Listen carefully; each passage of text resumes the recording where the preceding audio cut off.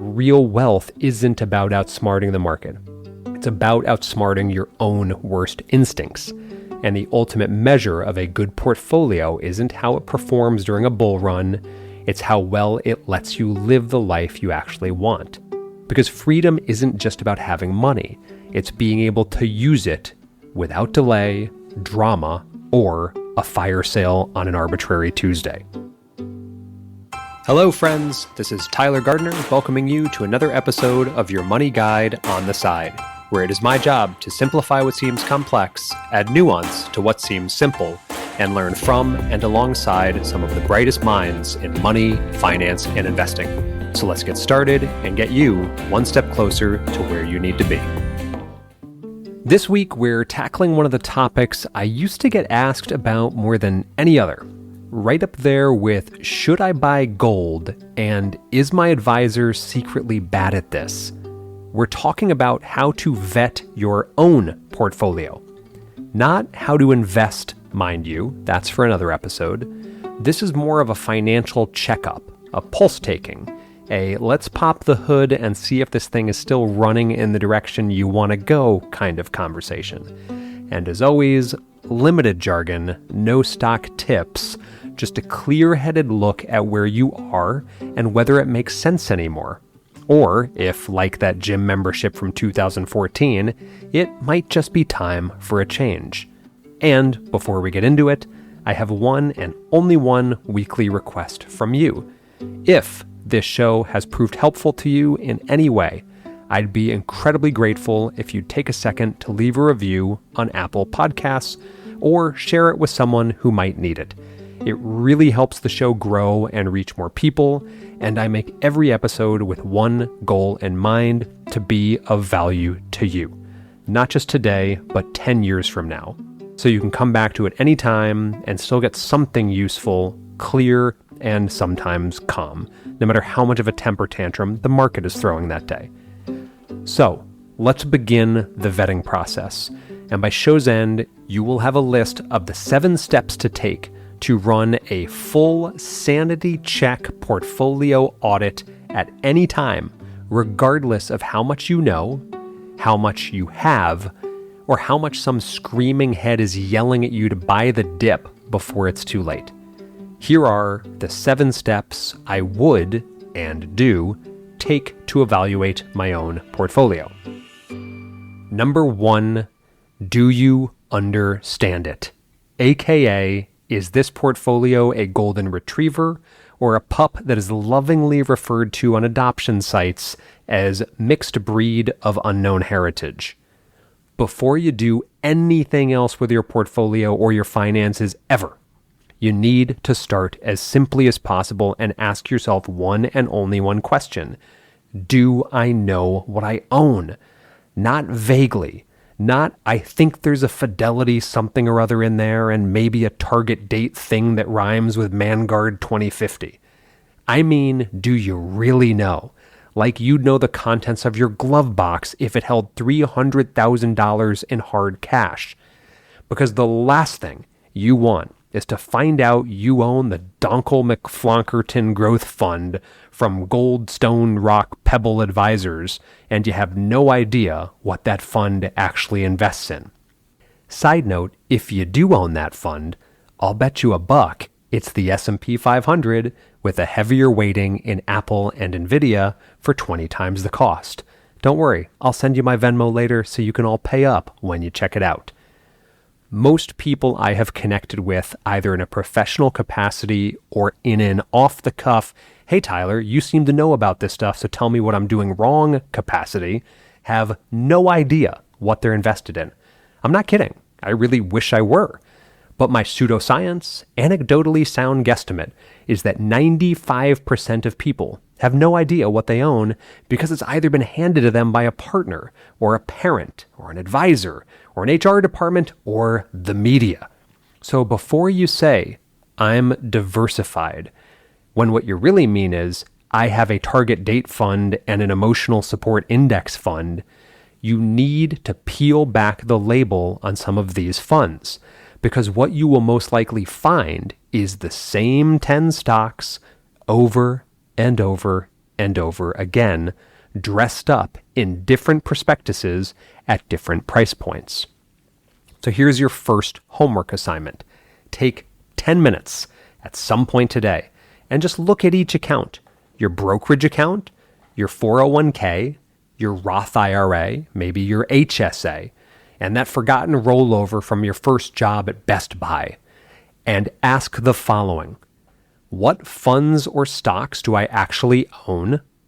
What do those names mean? The language I would Google here is the fund name and then top 10 holdings. You'll see what the fund is most heavily invested in. And again, surprise, you'll most likely notice it's all the same companies. And finally, could I explain this investment to a reasonably smart 12-year-old without breaking into a cold sweat? Because if you don't understand it, you're not going to trust it. And if you don't trust it, the second the market drops 20%, you're going to dump it like a bad Tinder date. I don't know, maybe ghost it. I guess that's probably a more fitting analogy these days. Remember, your portfolio isn't just a collection of tickers. It's a strategy. It's a story. And if the story makes no sense to you, do not be surprised when it doesn't end well. Number 2, are you considering all of your investments across all of your accounts? In professional investing circles, we actually have a term for when your accounts are scattered across 10 logins and 3 decades. It's called a diversifiasco. Fine, not a real term, but I like it. Because most people do not have a portfolio. They have a loose federation of accounts, each living its own separate little life like estranged cousins at a family reunion. There's the old 403b from that hospital job in 2011, the Robinhood account you opened during the stonks era, the Roth IRA you forgot to fund after 2020, and let's not forget the HSA you opened just for the tax deduction and then abandoned like a New Year's resolution push-up routine. The point is it's scattered, and scattered money leads to scattered thinking. Because if you can't see your entire portfolio in one place, you cannot make good decisions about it. Full stopsies. You can't assess your risk. You can't evaluate performance. You can't even figure out whether you're accidentally holding 7 different S&P 500 funds like some kind of patriotic overachiever. What you're doing is the financial equivalent of trying to cook a meal without knowing what's already in the fridge. Hence why you have 37 jars of half-used mustard. So here's what you need to do. Aggregate. There are plenty of tools for this. Some free, some paid. I won't name them, but you can Google them. You could even use your brokerage's dashboard or even a color-coded spreadsheet if you're the type who enjoys formatting cells like it's a meditative practice. Don't worry, I'm not judging. I've known plenty of people who achieve flow states in Excel. What matters is that everything is visible.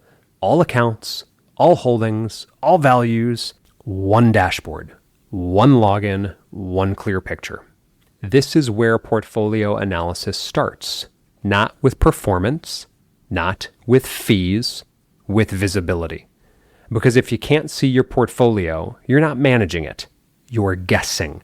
And that's fine if you're ordering off a menu, not so great if it's your entire retirement plan.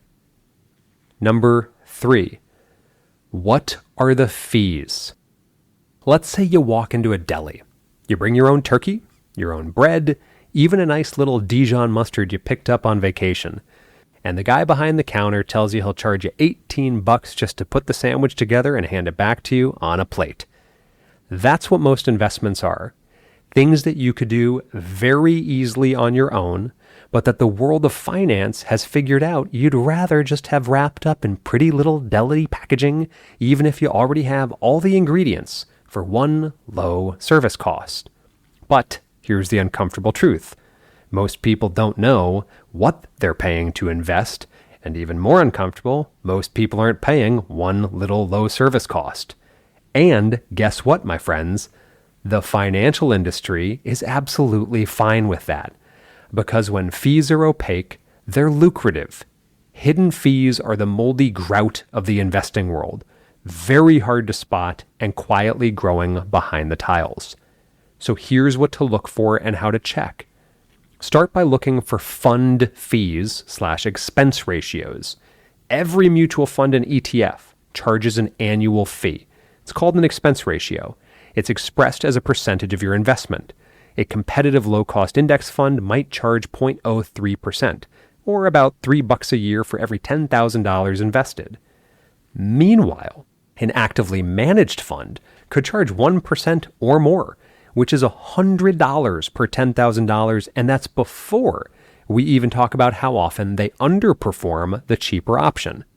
You can check that fee by searching the fund's ticker symbol, like VTSAX or SPY, on Morningstar.com or your brokerage's research tool. Look for expense ratio. If it's above 0.25%, you better know what you're investing in and have a really good reason for paying that much.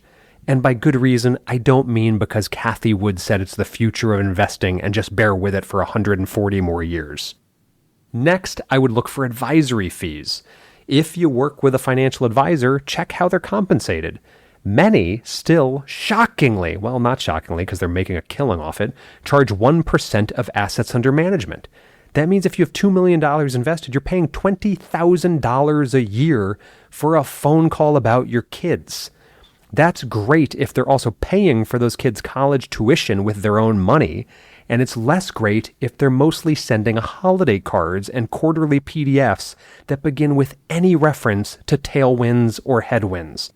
I used to write those newsletters myself, and I'll be damned if I didn't get very good at referencing different types of wins. So what's reasonable? I think flat fees for financial planning are more reasonable than AUM fees, period. I'll go to my grave with that one. Hidden commissions from product sales? Run away and pack sandwiches. You deserve transparency about what you're paying and why. I'm not going to belabor this point, but if you do want to know more about the ins and outs of choosing an advisor, who's worth it, who's not, etc., check out episode 15 of this podcast where I do a deep dive on all of it. The last part of fees I would look for is just trading fees and spreads. A lot of financial advisors and investment managers will overtrade your accounts. It's called churning. Most brokerages now are commission-free, but you may still lose money through what's called the spread, the difference between the price you buy and sell at. The problem here is that most advisors feel the need to justify their services by churning your account. Yet each time they make a trade, they're losing the spread from your portfolio and potentially increasing unnecessary tax liabilities and cap gains for that given year. How do you minimize this? Stick with long-term, low-turnover strategies, aka a low-cost passive index fund. If you're trading frequently or chasing hot stocks, you're not just risking poor performance, you're paying tolls on every single trade. Number 4, how liquid are your assets? AKA, if I need cash, can I get it now? Let's play a game. Imagine it's Tuesday. The roof just started leaking, your dog needs an emergency surgery, and your cousin Chad, fresh out of his third fintech startup, needs to borrow $10,000 because he accidentally launched a crypto hedge fund from a jet ski. Can you get to your money? Not for Chad, but maybe for your mixed breed pup. That's what liquidity is. It's not how much money you have, it's how quickly and easily you can use it without selling a Picasso or cashing out your kid's 529. And here's where a lot of portfolios start to show their cracks, because all liquidity is not created equal. If you have cash, highly liquid, immediate, beautiful, like a Labrador that comes when called. And having 2 bloodhounds, I have no idea what that's like, and I envy you all. Stocks and ETFs in a brokerage account. Generally pretty liquid, though you might have to sell at an inconvenient time and not get the price you want, in essence, during a downturn. Retirement accounts like IRAs or 401ks. We'll call them semi-liquid. You can access them early, but Uncle Sam will take a bite and possibly slap you with a 10% penalty. These are more like a break in case of emergency, and I mean real emergency, fire extinguisher. Helpful, but messy. real estate, private equity, or your friend's kombucha distillery. Illiquid assets. You might have millions on paper, but if you need $50,000 next week, you're going to find out the hard way that converting your vineyard into a checking account is surprisingly difficult. The problem is most people don't realize they're over illiquid until they need to be liquid. And by then, they're selling assets at a loss, taking on debt, or having really awkward conversations with their spouse about how that 12-acre alpaca farm in Maine maybe wasn't a great diversification play. Here's how to sanity check your liquidity. Start by adding up your truly liquid assets: checking, savings, taxable brokerage accounts. Then consider what percentage of your total net worth that is. If it's under 10 to 15% and you don't have a steady income stream, you may be what economists call asset rich, liquidity poor, also known as the person who shows up at a Maserati dealership and asks if they take Venmo. Liquidity isn't sexy. It doesn't win you cocktail party points or make your investment dashboard look more sophisticated. But when you need it, nothing else matters. Because freedom isn't just about having money. It's being able to use it without delay, drama, or a fire sale on an arbitrary Tuesday. Number 5, check your asset allocation and make sure you understand your risk profile. Let's imagine your portfolio is a car. Now, some people are cruising in a very sensible Subaru, the native bird of New England, mind you. It's stable, boring, gets them where they want to go, and maybe smells faintly of granola or patchouli oil. Others, they're in a Ferrari going 110 on a gravel road with no seatbelt, sunglasses on at night, and a podcast blasting about how recessions are a myth if you just believe hard enough. Both are technically driving, but only one ends up upside down in a ditch when the market hits a pothole. That's asset allocation. It's not just about what you own, it's about how those pieces work together to match your actual risk tolerance, not your aspirational one. Because here's a little secret. It's not so much of a secret. Most of you don't know you have an investment strategy. I'll bet you don't. You might have a collection of things that you once thought were smart. You might have a target date fund here, a bit of Berkshire Hathaway there, some VTSAX because TikTok said it slaps, and a leftover tech fund from 2011 because, hey, it hasn't crashed yet. And by the way, you also owe me $1 if I just described your portfolio. But what's your actual mix of risk-on assets, aka stocks, private equity, alternatives, and risk-off assets, aka bonds, money markets, CDs, or cash? And remember, I only want you to calculate this once you're looking at your entire portfolio in one place.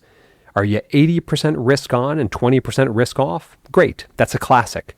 60-40, conservative chic. Or are you all crypto and tulips? You might want to think about that. Now, your risk tolerance isn't a personality quiz. It's not which Taylor Swift era are you. It's how much of your portfolio you can watch drop in value without panic selling and moving into a yurt. If you don't know the answer to that, let me save you a few years of stress. Your allocation is most likely too risky. You want your mix of stocks, bonds, and other assets to do 3 things. Reflect your actual need for growth, not your envy of Chad who got lucky with his hedge fund. Align with your psychological ability to stomach volatility. And be boring enough that you forget it exists most of the time. Because that's the goal, a portfolio you can ignore. Here's a practical and simple gut check. Can you, right now, write down on a napkin your current allocation? Now, can you explain why it's that mix? Finally, can you watch the market drop 20% and not implode your entire life? If not, you're either overexposed or underinformed, and neither is your fault, but both are worth course correcting today. Because allocation isn't about flexing sophistication. It's about building something that works when the market doesn't. Number 6, redundancies and overexposure. are you accidentally betting big on the same thing 14 times? Let's talk about the illusion of diversification. You open your investment dashboard and you feel smug. You've got 12 funds. 12! That's practically a buffet of financial wisdom. Surely you are diversified because you've got a growth fund, a value fund, a dividend fund, a tech fund, a mid-cap fund, a large-cap fund, an ESG fund, an innovation fund, whatever the heck that means, and 3 target date funds just to be safe. And then you actually look under the hood and realize, wait a minute, they all own Apple and Microsoft and Nvidia. In fact, the overlap is so bad you could shut down half your portfolio right now and the other half wouldn't notice. Welcome to the wonderful world of redundancy. Owning multiple funds doesn't mean you're diversified. It might just mean you've paid multiple people to put you in the exact same basket of eggs, and then they charged you for yet another basket. Here's how this happens. You start by choosing a total stock market fund. That's great. But then someone suggests a large cap growth fund. Okay, now your advisor adds a target date fund just to balance it out. And oh, look, your 401k offers a blue chip leaders fund, and it sounds patriotic, so why the heck not? Congratulations, you're now holding 4 flavors of vanilla. So what should you do? You could start by running a fund overlap tool like Morningstar's X-Ray. It's free and shockingly sobering. Or you could do what I mentioned earlier, check the top 10 holdings of each fund, and if they all start with AAPL and MSFT, congrats, you found the redundancy. And finally, don't be afraid to consolidate. You can get 90% of the market's diversification in just 2 or 3 well-built funds. More than that often adds complexity, not protection. And here's what you do need to know. Redundancy isn't just inefficient, it's actually risky. It gives you the illusion of safety while concentrating your exposure. That's like wearing 3 raincoats, but all 3 have the same hole in the same spot on the shoulder. You'll still end up getting wet. So clean it up, consolidate where you can, and remember, diversification isn't about owning more. It's about owning different. Finally, number 7. Is your portfolio simple enough to forget about? Because yes, that is the ultimate goal. I'll make this one personal to start. When I was at my least humble, I truly believed I was a great investor and could, in fact, beat the market on an annual basis. I would tinker with this, I would poke at that. I consistently bought and sold based on nothing but a gut feeling that I just had some information that the world's fastest and most expensive computers had somehow missed. The problem, the real problem, regardless of how I did, whether I beat the market or not, because I was invested across so many things, I couldn't tear myself away from headlines about markets, ever. I was always thinking about where individual companies were heading and what I had to do before markets close. This was a headache I didn't need to take on. Once I gained just a little more humility and genuine knowledge, I realized that the highest aspiration I could have was to create something that simply invested in it all and where I never had to think about whether I was or wasn't invested across the broad market. Because here's the part that nobody says out loud because it doesn't sound impressive at the local club or on Reddit threads about alpha and conviction trades. The best portfolio is the one you forget about. Not only do those portfolios tend to outperform ones that are tinkered with, but I'm referring primarily to our own mental health. When we can stop thinking about wealth, that's when we know we've made it. Yes, really. If your portfolio needs constant tinkering, monitoring, and emotional regulation every time the Fed opens its dang mouth, it's not a portfolio, it's a part-time job. And let me remind you, nobody retires early by working 2 jobs, especially not one where the boss is your anxiety and the benefits include heartburn and nausea. Simplicity isn't laziness, it's design. And the highest form of sophistication in investing is not complexity, it's simplicity. The goal is to build a portfolio so well structured, so boring, so ruthlessly efficient that it hums along quietly in the background of your life like a dishwasher. You load it, you hit the button, and you go do something more fulfilling, like spending time with your dog, or drinking overpriced coffee with a friend, or arguing about where to hang the third family photo that looks exactly like the other two but was taken at a slightly different angle in Cape Cod.